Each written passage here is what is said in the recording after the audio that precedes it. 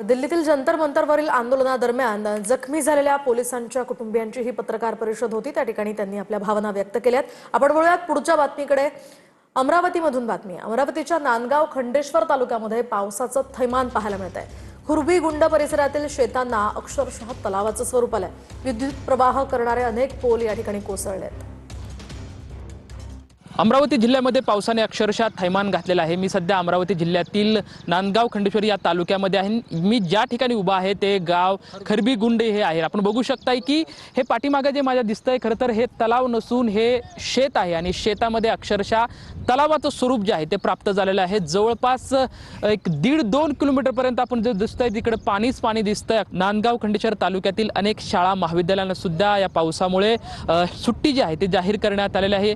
हे जे समोरचं चित्र पाहताय हे जे पूर्णपणे अगदी विस्तीर्ण पद्धतीने जे तुम्हाला पाणी दिसतंय हे पाणी कुठल्या तलावाचं नसून कुठलं धरण नसून हे शेतीमध्ये साठलेलं पावसाचं पाणी आहे। ज्या या रस्त्याच्या लगत असलेला जे हॉटेल आहे त्या हॉटेलचं सुद्धा मोठ्या प्रमाणात नुकसान झालेलं आहे। या सर्व या हॉटेलमधलं जे साहित्य आहे ते वाहून गेलेलं आहे। आपण बघू शकतो की कशा पद्धतीने हे सर्व नुकसान झालेलं आहे।